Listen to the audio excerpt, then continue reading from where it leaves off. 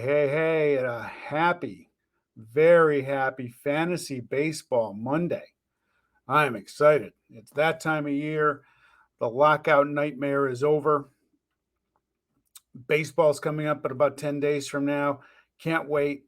Hope you all are very well wherever you are. Welcome to Pugsley's Pit. I am Sean Pugsley Martin asking you the question, where else would you rather be than right here, right now? I am excited for the meeting. I'll tell you what, if you follow the show, you know I always have a coffee in hand. I barely needed the caffeine today. I was so jacked up for this show. By way of introduction, other than being a coffee addict, I'm a freelance sports writer for the Albany Times-Union, a sports enthusiast, and unabashed homer for my teams. Can also be found as co-host of M&M Across the Board with my good friends Eric and Ashley on a weekly basis. You can follow the show on Twitter at Pugsley's Pit and taking the podcast on YouTube, Apple, and Spotify. You might ask yourself, why am I so stoked? It's fantasy baseball season. On today's show, we're going to be joined by USA Today baseball writer and senior fantasy editor Steve Gardner to discuss all things fantasy baseball. The season again opens up on August 7. Without further ado, Steve Gardner, good morning. Hey, Sean, how are you? I'm doing awesome. We had our 33rd year coming up. We're in a 5x5 keeper league. We put in our keepers last night, so now it's really home as to who's out there, and you can really start studying up the next 5 days. Sadly, I have the second pick in our draft due to my 11th place finish last year. I'm hoping you can impart some wisdom on. Yeah, it's tough. It was one of those years. So why don't you tell us a little bit about yourself, and then we'll get into some fantasy baseball here. Well, I'm Steve Gardner. I write the Sports Weekly, or the fantasy column in USA Today Sports Weekly, which I have since 2006, and commissioner of the Leagues of Alternative Baseball Reality, which is the first experts league, or industry league, however you want to talk about it, and basically love baseball. Have been with USA Today since 1993. In some form or fashion, and just have dedicated the last 20 plus years of my life to mostly doing baseball and most recently fantasy baseball. So having a great time and look forward to this time of year every single year. Yeah, it's exciting. You know, COVID's still present in society, unfortunately, but it doesn't look like it's going to hinder baseball, at least for right now. Let's hope it keeps that way. And my job is telling you off camera, my draft is going to be live for the first time in 3 years.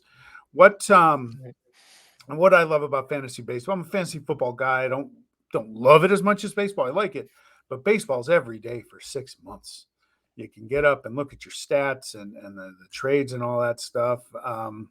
What about it for you draws you to fantasy baseball? Yeah, I think part of it is the math and the stats and everything. I mean, as a kid, I would get the newspaper and I would just sit there on the floor and get newsprint on my elbows and my forearms because I'm just staring at those box scores. And the Sunday paper comes and you got all the league leaders and everything. I couldn't get enough of that, and I think that has carried over into my love for fantasy baseball. And it's as you said, it's the daily thing. I was an Orioles fan growing up, and they were always good but not good enough most years. So it kept me, gave me that hope, but also didn't reward me enough to get complacent or anything like that.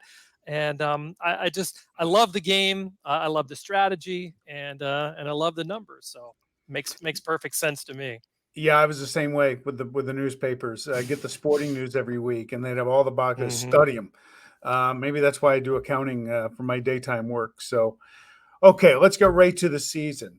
First question I have for you: Are there some sleepers out there that you might see? So maybe a mid to late round steal for somebody in a draft. Well, yeah, I mean, there are sleepers is kind of a catch-all category. I mean, it's somebody that it used to be back in the early days of fantasy baseball, somebody that nobody knew about. Yeah. that you had some sort of inside information, whether it was a guy coming up from the minors or what. Now, I think it's just a general catch-all phrase for players that are going, maybe a little bit too low in drafts, as you said. I'll start with an Oriole, and I like John Means. I think he's one of those guys. You talk about pitchers that may overperform. I think he's being certainly pushed down in drafts because the Orioles are not very good. But Yeah. boy, I love his control. Always has a low whip, so he doesn't allow a lot of base runners. And with the changes at Camden Yards this season, they moved the fences back 20, 30 feet, I think, in left field for a left-handed pitcher. Faces a lot of right-handed batters. I think that's going to benefit him a lot. So he would be one of the top guys that I'd be looking to draft on the pitching side of things. All right, here you mentioned the Orioles. I got to ask you about a player because to me he's the number one free agent in my draft coming up. Although the Oriole fan has the first pick, Cedric Mullins. His track record was before last year. It wasn't really draftable, and then all of a sudden, 2021 hits and he's just a monster. Well, who is Cedric Mullins? Great question. I think one of the things, he did have a decent prospect pedigree, but just couldn't hit. He was a switch hitter and trying to hit right-handed against left-handed pitchers. I think took too much time for him, and he wasn't very good at it. And last year, for the first time, just decided to drop switch hitting, hit left-handed against everybody, and it just simplified things for him. And even, we found out this offseason that he was going through Crohn's disease and still had the 30-30 season that he had last year for the Orioles. Just a phenomenal story that gets even better. I'll tell you what, I don't think the power is something that you can rely on, but certainly the speed. He's always had the base stealing ability.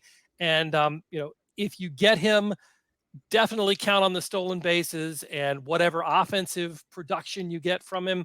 I consider that a bonus. Maybe, I don't know, 15, possibly 20 home runs. I don't think he gets to 30 again this year. I'm going to ask you about one more player because last year he absolutely destroyed me 2 times. Deberto Modesty.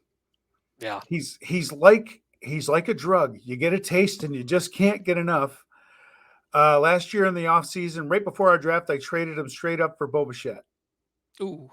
Yeah. Ooh, I told you I finished 11th out of 12th last year in that decision making, and then later on in the year, I got him. I'd gotten him back. I traded him for Shohei Ohtani.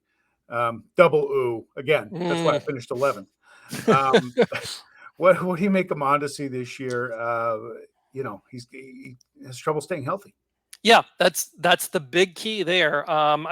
When he's healthy and playing, he's pretty good. A couple of years ago, down the stretch in the COVID season of 2020, his September was as good as anybody's from a statistical standpoint, stealing a ton of bases, hitting home runs. He gave you that little glimpse of what he could be. And last year, he was a little bit injured to start the season and just never really got fully healthy. And hopefully he's had a chance to do that. But his reputation as somebody that you can count on has certainly taken a hit. I think while the potential is still there for him to be a very, very good player and a very productive one, he does have contact issues and will strike out a lot. So you're not going to get a great batting average, but there's still that steals potential. He could lead the majors in steals, not just the American League. So that's something, if you're playing in a roto league, you've got to at least consider, because he could be so good in that area. But again, with the health situation, and the Royals also have a young guy named Bobby Witt coming up as a potential shortstop, and he could stick there for the rest of his career, and could leave Mondesi, looking for a place to play third base or second base, or without a position. So there's always that possibility there too. So definitely high risk, but potentially high reward. Do you see any players maybe a year or two in, not so much the rookies, Witt and Adley Rutschman, somebody that you think may break out this year, has come along a little slowly, maybe this year's Cedric Mullins? I'll tell you what, I don't know that you necessarily will get the 30-30 season. I like Joe Adell in in Anaheim, Okay. a guy that also had great prospect pedigree. 2 years ago was one of the top 5 prospects in all of baseball, and he comes up and doesn't have success right away. Now, if that sounds a little bit familiar for a top Angels prospect, a fellow by the name of Mike Trout did that, back in 2010 or something like that when he came up, had a little bit of a taste of the major leagues, didn't hit very well, but he came back the next year and was just lights out. So not that Adele has that kind of ceiling, but he's still a very good player, a lot of power, a lot of speed, and he's had a pretty good spring training so far. I mean, Yeah. he's going to get a shot at everyday playing time for the Angels.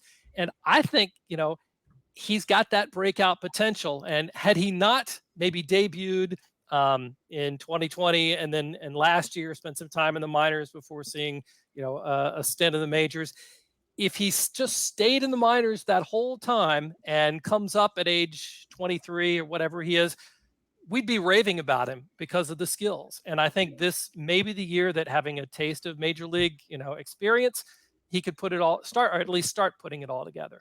Now I'm gonna have to write that down. Who on the flip side, who out there, especially an older player, might be hitting that cliff? I'm a big Clayton Kershaw guy. He's had the health injuries. I still like him. But is Mm-hmm. there somebody there that who are you going to avoid when you hit you're on the clock in your drafts this year? There are a lot of guys that I'm going to avoid. I think one, we talked about Camden Yards and moving the fences back. Gleyber Torres is a guy who took full advantage of that. Yes, he did. Couple of years ago, especially when he hit 38 homers in 2019.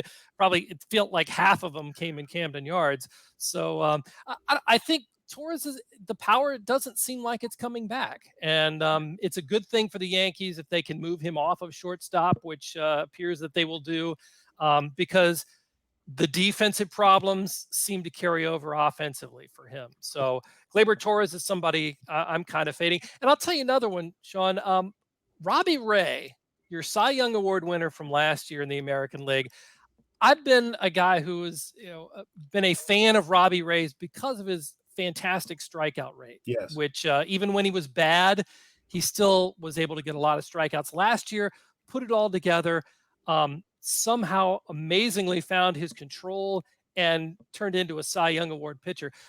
The thing that bothers me about Robbie Ray is not only is he, he's moving to Seattle, so you've got the change in scenery, teammates, coaching staff, all that sort of stuff, and the adjustments that he needs to make. Last year, his left on base percentage, the percentage of runners that were stranded and didn't come around to score, was tops in the majors, 90% strand rate for Robbie Ray. And that generally, I think the major league average is around 70. So you're getting, an artificially depressed ERA from last year. I think it's going to go up considerably this year. So Robbie Ray is somebody that I've been, kind of shying away from, even though, he's still a very good pitcher and very valuable in fantasy. I think other people are certainly kind of taking last year and projecting that a little bit more into this year than I am. Any thoughts on Chris Bryant going to Colorado? He'd kind of been meandering along for a few years, and now he's in Denver, and you got to I pay love it. attention to that. Yeah, I love it. And I know Chris Bryant is still a very good hitter. I mean, he sort of had a resurgence last year, going over to the Giants and being part of their, playoff team. And even though in Colorado, he's not really surrounded by, a ton of talent, I still can't figure out what that front office is trying to do. Yep. But signing good players is a good start. And Chris Bryant is definitely one of them. So he's going to, the batting average is going to go up. Coors Field is great for batting average. Obviously, it's great for power. And I think Chris Bryant is in for, a great season. I would move him up into my, top 5 third baseman overall, just because of as good a player as he is and the fantastic hitting environment in Denver. When you approach a draft for yourself, what's your strategy? Are you looking best player available? Are you trying to fill positions? One thing that I always struggle with is sometimes I might take a player too early, but I subscribe to the notion that if you want your guy, go get him. Yep. But that sometimes can blow up on you if it doesn't work out. Well, I'll say first of all, in the early rounds, you want safety. You want to kind of bank numbers and in categories, across the board. At least that's what I try and do. And so you want those players that are not too terribly risky in the early rounds, or in the early stages of your draft. And then as you progress into the middle rounds and especially the later rounds, feel free to go get your guys. I mean, one of the things I think that people get too locked into in looking at rankings or projections or whatever, we can't be so precise that we can tell that one guy is going to hit 24 homers and the other guy is going to hit 22 homers. And Yep. so the 24 homer guy is going to be more valuable. I mean, there's so many factors that come into that. It When you group them in group players in tiers and basically say any of those guys are pretty much going to be relatively equal. Um, I think that's where you can make your decisions based on the players that you have a good feeling about, or one stat or something that you like about theirs, or just because they're on your favorite team. I mean, there are any number of reasons to make those small distinctions. Now, you're not going to take, say, let's see, Gleyber Torres versus Ozzy Albies or something like that. Yeah. But when you get into those, the areas where the players are relatively similar, about the same sort of average draft position, average auction value, however you play, then you can go ahead, get your guys. And if you jump a couple of rounds, early, no big deal, because this is your team. You want to be able to root for the guys Yep. too. And sometimes if you don't want to draft guys from teams that you don't like, that's perfectly fine as well.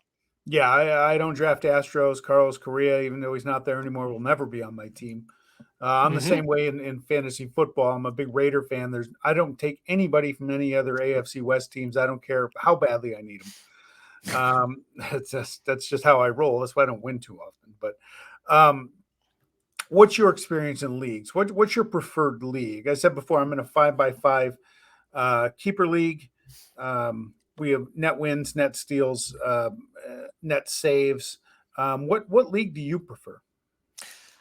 I like them all. I mean, I'm a roto guy from the start, so I'm always thinking about categories. And even though you know I realize from the people that have emailed me and I've conversed with in the industry, and people who just play, the points leagues are very popular. Yep. And so I have to kind of check myself sometimes to make sure that I'm not just assuming that everybody's playing in rotisserie leagues. But for me, I love going deep into the player pool, whether it's AL or NL only. Those to me are fun when you get the 50 round drafts, sometimes I'm to in be one of able those. to go through, and you get down to the 47th round, and you're looking through, all these players that hardly have any at bats, or what. I love to go deep into the player pool because I love to learn about players, and I feel like that gives me a little bit of an edge if I do. So that's where my heart is. Yeah. But I'm certainly, I love even trying. You're talking about different categories. That's fun too, to just kind of tweak things to see if Yeah. this makes it a better game. On base percentage over batting average, or net steals or something like that.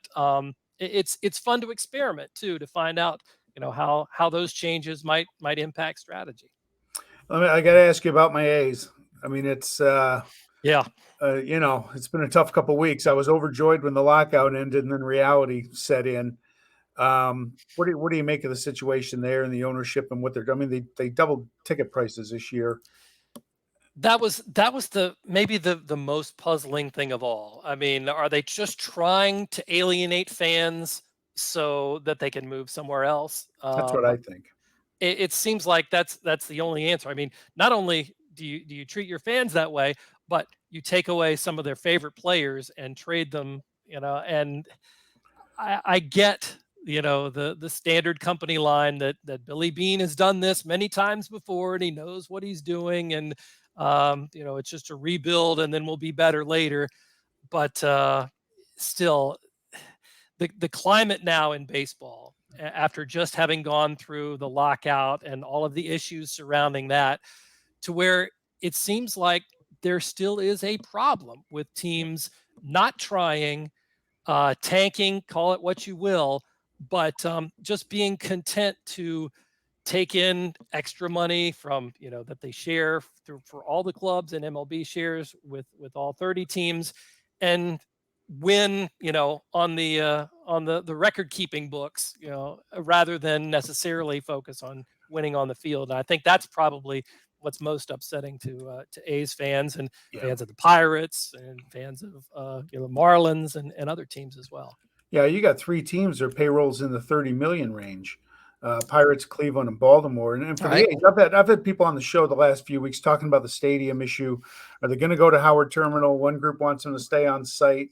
My concern is that they are trying to drive fans away to go to Vegas because they see the cash that the Raiders got. Yeah. The one hope I have for the A's, I grew up there in the 70s. My hope for them is that, okay, if they're saying, hey, look, we need to divest a little bit, take a step back. We're going to have a new stadium down at Howard Terminal that the pictures look awesome. We're going to build our team kind of what the Braves did, a few years ago. And the Astros, hey, we're going to be bad for a few years, but by the time we open this new stadium, we're going to be ready to go. I'd actually be okay with that. Mhm. If they would just, I don't know if they can come out and say it, but Jesus, throw us a bone here. Well, and the fact that, Matt Olson and Matt Chapman aren't necessarily over the hill either. No. You could build a team around them, but I guess in terms of getting all the approvals and construction, everything like that, maybe that's several years, 5, however many years down the road, and they don't want to spend any more than they have to until that stadium happens. And I'll tell you what, here's one of the things that at least I've seen personally with a team that was really, really bad, and that was the Washington Nationals when they moved, from when the Expos moved to Washington, and the Nationals were horrible. It took a while. The promise of a new stadium was out there, and they were working toward that, but it took, the signing of Jason Worth, if you remember, I do when remember that. the team was really bad, but yet he was a very prized free agent. And all of a sudden, people were like, okay, well, maybe Washington is serious. And from that moment, then the draft picks of Bryce Harper and Steven Strasburg, and then the team, became much, much better and enjoyed quite a run of success. So maybe that's the scenario that the A's fans can hang their hat on. But it's tougher when a lot more teams are doing the tear downs and rebuilds and all of that at the same time. Yeah, I really wish coming out of that CBA there'd been a salary floor. So I think baseball is going to continue to have their problem. You just brought back an awful memory for me. Uh-oh. Jason Worth, I lost a fantasy baseball championship a number of years ago. On the last day, he was still in Philly. He was on the back end of a double steal, and the stolen base cost me a league title. And that was just, I'm watching this. I was watching the game, and I was watching the standings online, and all of a sudden it updated. I was like, who stole the base? I'm like, I did. He was on the double steal. So, hey, on the field this year, is there a team you're looking at? For me, I like Detroit to continue making steps that AJ Hinch started last year. Is there a team to look for? And in November, when it's who's in the dog pile of celebration in November for you? All right. I like the Tigers. In fact, my wife is a big Tigers fan, so it's been a while for the Tigers. They've been down a little while since that great playoff run that they had a few years ago. The team that really intrigues me is the Seattle Mariners. How good they could be with Julio Rodriguez, the top prospect, maybe the top prospect in all of baseball right now, having a fantastic spring training. He could possibly make the team out of spring training. Jared Kellenick also was kind of that hot prospect last year. And like I was talking with Joe Adell, he's another guy that fits that kind of profile of struggled a little bit when he came up, but could be very, very good again this year. And even though, I downplayed Robbie Ray, getting him for that rotation makes them a little bit more exciting as well. So I think keep an eye on Seattle. In terms of who I think will be on top of it all in October, gotta love what the Dodgers have in terms of just raw talent, and adding Freddie Freeman to that group. That's possibly a super team. But then again, they didn't win their division last year. The Giants did. But I see the Dodgers making the World Series again. And watch out for the Blue Jays. This may be the year for Toronto. I mean, if it weren't for Shohei Ohtani last year, Vladimir Guerrero had kind of a season for the ages. And I think if he comes anywhere close to that, I think he's the MVP this year. And I think he carries Toronto to the World Series. I like the Blue Jays. I like Manoah's got almost a full year under his belt. Barrios coming over from Minnesota will lead some innings. Yep. My only concern with the Dodgers is Kenley Jansen was not very reliable, but at least he was there. Treinen hasn't really been a closer in a few years. I'll tell you, talking about sleepers, I think Blake Treinen is being seriously undervalued this year, and it would not surprise me. In fact, I may have a bold predictions column coming up in another week or two in Sports Weekly, and one of those I think is going to be Blake Treinen finishes as a top 3 closer. I mean, you look at how great he was back when he was closing, in Oakland, in 18, and had that ERA of 0.78, something like that, which just ridiculous. I mean, he has the skills. He was great last year too in the setup role. So I think the Dodgers just surround him with some good setup guys, and he's going to get a ton of chances. And I definitely think that he can be maybe better than Kenley Jansen was last year. He might be. Steve, listen, thank you so much for your time. You want to throw out your social media credentials there so the viewers can follow you during the year? Sure. You can follow me on Twitter. I'm at Steve A. Gardner, Gardner. And feel free to engage with me if you want to talk baseball. I love doing that. You can find me, as I said, in the pages of USA Today Sports Weekly and usatoday.com. And we also have coming up on newsstands in Sports Weekly coming up on Wednesday. We'll have our annual Fantasy Extra issue, which has everything you need to get ready for your drafts. And I look forward to being able to help people win championships. I love the value of having an actual newspaper in my hand. Old school. I write for a newspaper, and it's you get the print on your hands, but that's okay. It's part of the experience. It's nicer now. It doesn't come off as easily. So I like that. Some advances in print technology over the years. All right. Well, thanks again for coming on the Pit, and I'd love to reconnect with you during the year. We got 6 months of some glorious baseball coming up. Sounds great. Good luck in your draft, and I hope you finish much higher this season. So do I. It was 11th out of 12th. That's tough to square. All right. Take care. Thanks so much, Sean. Bye now. Oh, that was Steve Gardner, USA Today. Better than I had hoped.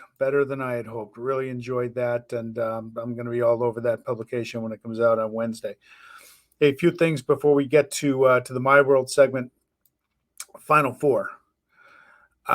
Duke, Carolina, Villanova, Kansas. It looked like we might get the miracle with St. Peter's. You got to give the Peacocks credit. An incredible run for the MAC Conference. That's up in my neck of the woods. They actually went 0-2 against Siena College here this year.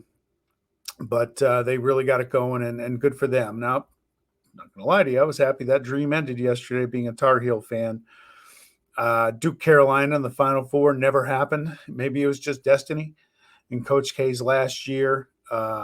I can't wait for that game. I'm a little nervous being a Tar Heel fan. They just walked into Cameron a few weeks ago and cleaned out Duke in Coach K's last game there.